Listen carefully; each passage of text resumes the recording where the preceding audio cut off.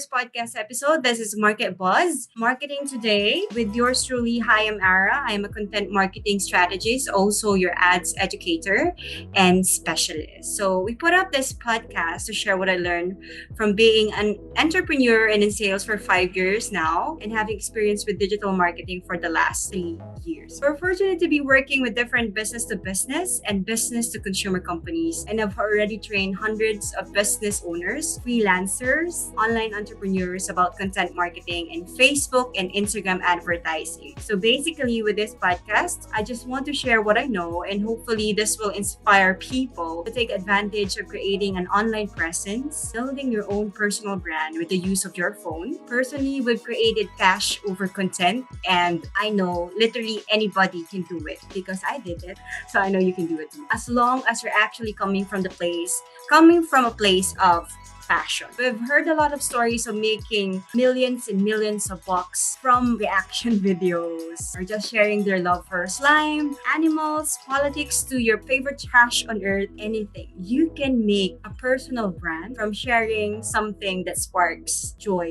in your heart. Also in this podcast, we want to learn from different entrepreneurs on how they were able to build their businesses and how they adapt to the online marketing today, as well as to get insights from experts of how we can leverage and take advantage of different trends and all that is happening in e-commerce and digital marketing. So tonight, our first podcast episode is Zero to Hero, the underpriced social media market value. So I just want to share with you my musings about why you should start focusing on making content and running ads on social media if you're a business owner or someone who'd like to try building a personal brand at this time. We've been given the opportunity to create awareness on the large scale because of the internet. Something na wala yung mga ninuno natin dati, yung mga past generations. Hindi nabigyan ng ganitong pagkakataon yung mga lolo at lola natin. And seriously, our secret weapon is our phones. Our phone is doing unimaginable things for us na hindi nakita hindi nararanasan ng mga generations before us. Anybody right now, today, can be a model, can be an actress, can be the next comedian, can be the next Pokemon expert, the next multi-million-dollar entrepreneur when you document it on your phone and be the best in your chosen niche or field. And I just want to pay attention to the specific things I'm gonna tell you tonight because these are still underpriced, meaning the cost to share your content or ads is low or absolutely zero. Wala kang gagastusin, but you have to work for it to do something you love and build a strong online presence, a strong brand, then work for something you terribly hate. Yung ayaw na ayaw mo na, for those who are in the corporate ladder right now or in the corporate world, would you rather work for something you love, build something for the long term, than be on, in a job that you can't stand the next minute or the next second? Does that hit home? So if that hits home, welcome to this podcast. This podcast is for you. Our first underpriced value is social media because it's actually getting higher by the day. Just last week, it was just 50 pesos to run ads on Facebook, to expose your product or brand to a large audience. And last time I checked, it is already 50.73 pesos. So listen closely. When I started running Facebook ads in 2018, it was just, I think, 40 pesos or lower, as I can remember. And I think it was just last year na tumaas siya ng 50 pesos because of the spike of many advertising running ads on both Facebook and Instagram with, of course, COVID-19 of the pandemic. And as today, considerably low pa rin yun. Imagine you don't have to pay for TV ads, for billboards, which costs a lot of money. Ang daming nagagastos na pera dyan. Na yung dati yung accessible for the last generations at mga hindi nakaranas ng social media right now. You can now Google on how to run Facebook ads and also have a course about that. Running ads is really so easy. If you're good in doing creatives and right targeting, you'll know if your product and advertising will do good. I seriously want to encourage you if you haven't run your ad yet kasi underpriced pa rin siya ngayon. The value of it, we don't know if next month or the next year how expensive it will be to run ads. So if you are a business owner or someone who'd like to build presence, your brand on social media, if you haven't run ads, I want you to consider it because as the day goes by, it gets higher and higher. here. Next would be, I want you to focus on organic social media marketing to nurture connection with your customers at scale. The cost of putting out your content here is literally zero. The ultimate payoff would be your time and being really good at something you love. Highlight dito yung dapat mahal mo talaga yung ginagawa mo because creating content is really not easy. I am a content creator myself. I am a marketer, so I know why you need someone like us because it's never easy, especially if you want to create creative quality content. It will consume your time, especially kung nagsisimula ka pa lang.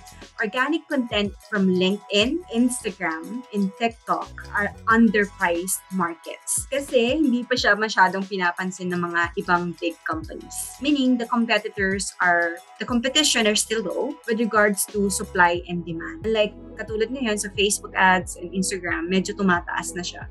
In LinkedIn, marami na rin nagpo-post. But if you are looking for the competition for conversion, hindi pa ganun kalaki. So, why not take advantage of it right now? And so, mas malaki talaga yung chance to create presence and to build your brand with these platforms and any digital platform na parating pa lang. Also, I want to focus on the trends that are coming, 3D, 4D, as well as voice. Ayan, yan na yung mga focus ko. And that's why also I'm right now focusing on podcast. Dahil aside from videos and visuals, we are now heavily turning thing to voice. Kasi kapag nasa bahay ka ngayon, di ba gusto mo na lang, usually kapag may pinapanood ka, would you rather just listen? Lalo na kapag may iba kang ginagawa. Voice are really in right now, and I think in the next coming years, it will be very, very beneficial if you create content in the voice. As well as you said, ngayon, nauuso na yung mga 4D and marami pa automation chatbots are there. It has been there for a long time now, but specifically voice. And I will also want to share my story right now. Marami siguro makaka-relate sa akin na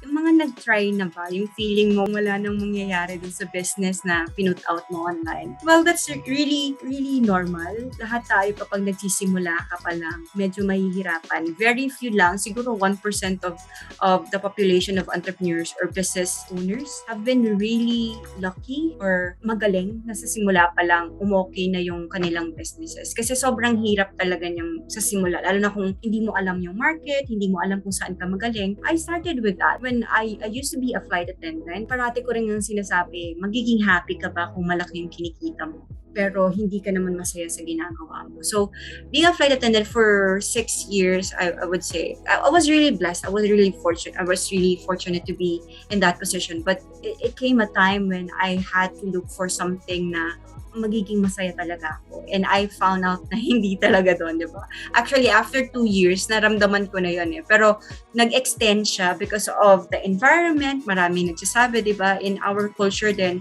parang sa sistema natin, sinasabi na, uy, dapat kapag nandyan ka sa isang company, you stay for a long time. But for me, that wasn't the case. That was the case pala. I stayed for some time, for 6 years. Kahit after 2 years, naramdaman ko na hindi para sa akin yung pagiging flight attendant dahil napuntahan ko na lahat yung destination. Wala nang nagpapa-excite sa puso ko. So, hindi na siya ganun parang hindi ka na nati-thrill. And, hindi naman din talaga ako. I never thought that I would be an entrepreneur.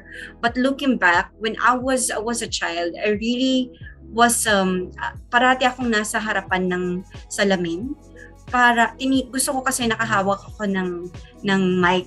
Akala ko I'd like to be a broadcaster, but never did I know that ito pala yung magiging I'm still in front of the camera with the mic, but I'm discussing about business.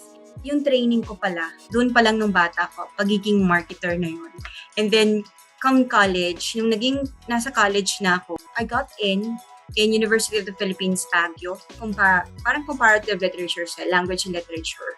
But then, I decided to transfer in Diliman. Nung nandun na ako sa Diliman, I knew na hindi ako para sa comparative lit or anything in that matter, broadcom or what, because bumabagsak ako sa Filipino. So, dun pa lang, siguro ang dito, try a lot of things and know yourself well and know what you're good at. Kasi yun din yung magiging fuel mo eh. Yun din yung magiging, doon mo malalaman kung saan ka dapat. Kasi kung nagpe-fail ka doon sa isang bagay at hindi mo na siya gusto after, that means to say, hindi ka talaga para doon. Unlike in entrepreneurship and business, marami ng beses ako nag-fail, pero I like it. I like the thrill. I know I'm in here for a long time. It's because I know exactly that I can't imagine myself doing something else. Know yourself well and what you're good at, because that's gonna be your fuel and your weapon. And to know then if you are really for business or entrepreneurship. After graduating, yes, as I've told you, I became a flight attendant, and then I quit after 6 years. And that's the time, ang dami kong trinay. We've also built some businesses with family, which failed. Inisip ko na dapat tuparin ko na yung gusto kong gawin nung 8 years old ako na parati ako nasa camera. So I thought, I'll do good in acting and modeling. So ganun ko siya pinursue. Pero doon ko rin na-realize na hindi pala ako para doon. Maraming beses na parang for 6 months sa mga audition, dalawa na lang kami, tapos hindi ako yung mapipili. And then, hindi naman yun yung nagpahinto rin sa akin. And also that time, I became aware about environmental crisis and mga problems about how our markets are today and advertising as well, kung paano hindi pala aligned doon yung values ko, kung ano yung pinupursue ko doon, hindi pala siya talaga yung gusto ng puso ko. So right now, I have my own business for package-free soaps and also would like to build more on sustainable products. So hindi pala ako magiging endorser ng mga ganon, but actually, I'm gonna build my own brand. And I started to build first on just sharing my advocacies in the environment, and I created GFF Pinkid Friend at dun ako nagkaroon ng maraming perks. Doon ko na-realize na, doing something you love, pwede ka rin palang kumita. At that time, in 2018, I was sharing alternative products, sustainable products. So a lot of small business owners are sending me their sample products, and I would just talk about it. And also that time, kasi medyo marami na nanonood ng mga videos ko, na-monetize ko na rin siya sa Facebook, but it's not as much like when you monetize. Parang isa rin yun sa naging ko parang ano bang uunahin ko? I-monetize ko ba siya or i-build ko yung brand? So, inisip ko na mas magandang mag-build ko yung brand kasi I'm in here in the long term. Kung mabibuild ko yung brand ng mas maganda, mas okay siya kesa I'm chasing yung mga short-term cash na hindi rin ako magbe-benefit in the long run. So, I chose Facebook para mas malaki yung awareness, and also at the same time, kahit nasa Facebook ako, I'm still doing my videos on YouTube. And that's the time I realized the power of content creation. Kung ano yung mabibigay niya sa'yo. You're doing something you love. You're documenting the things that you love. At the same time, it can give you cash and it can give you a brand. Yung branding na pwedeng tumagal. Maraming magmamahal doon sa mga nire-release mong content, and eventually, sila din yung mismong mag-promote sa inyong products. So, come also 2018, our family built a firm Center for Research and Professional Learning Incorporated. And by that time, ako yung naatasan to run ads. And luckily, there were some successful ads that we made that even in just 1 week, yung ads na ginawa na binoost namin. Boosting pa yung ginagawa namin nun. From 4,000, naging 300,000 pesos siya. So that's how, dun ko rin nakita na yung effectiveness ng ads na it can reach you to a lot of people. Imagine from 4,000 na binoost namin, 300,000 yung bumalik. Doon ko rin naisip na ngayong nagtuturo na ako ng ads, about ads. Kung dinoble pala namin yung pera nilagay namin dito, baka mas lumaki pa. But that time, di pa rin kasi ako marunong. Doon ako nagsimula na parang, we can reach a lot of audience, specifically on Facebook. And it's underpriced. Ibig sabihin, mura pa lang siya. Imagine at that time, I think it's 30 to 40 pesos lang. We just want to share with you the reasons why some of our digital products became a success. These are the things that I think that really spiked up our return on investment. One, it's because the product is unique. Second, the price positioning is good. Third, relevant, creative, and persuasive copy, right targeting. And lastly, organic marketing and paid advertising network. So hindi lang siya paid ads, may organic din siya. It will cost you zero when you go for organic marketing, and when you start doing paid advertising, when you know you're good at it, creating creatives, or you wanna just check out para makakuha ka ng data. I want you to start now. How many content are you releasing in Instagram, Facebook, TikTok, LinkedIn? Those are the things that are going to really help you, especially if you want to do something at home. You want to build your own brand and presence within your reach, basically with your phone. Pero yun nga lang, kailangan talaga magbigay ka ng oras. Kasi it's never gonna be easy. I remember when I first started GFF, for the first year, I was not getting anything. It was just pure passion, pure joy. So if you're going to build a brand, I also suggest that on the first year, wag ka munang mag-expect, wag mo muna siyang i-monetize kung kaya. Kung meron naman, maganda. Pero mas maganda na at first pa lang matutunan mo na to just give value without anything in return. And then when you're really become good at something you love doing, madali na siyang i-monetize. People will come to you, gagawin kang speaker, gagawin kang, gusto nilang to take space from your platform, lalo na kung maraming sumusunod sa'yo, you have a lot of following. But even so, kahit 1,000 followers yan, but basta very niche ka, merong gugustuhin makipag-partner up sa'yo because they believe in your brand, in your personal brand, in what you stand for, and what you're creating for your audience. Hey there, Ara here. Thank you for listening to Market Buzz, your weekly dose of podcasts about success, entrepreneur stories, and trends about online market today. Please consider subscribing and follow us on Spotify and join us on live streaming on Facebook at 8 p.m. every Sunday. That's it for now. Till then, and I'll see you again next week. Bye.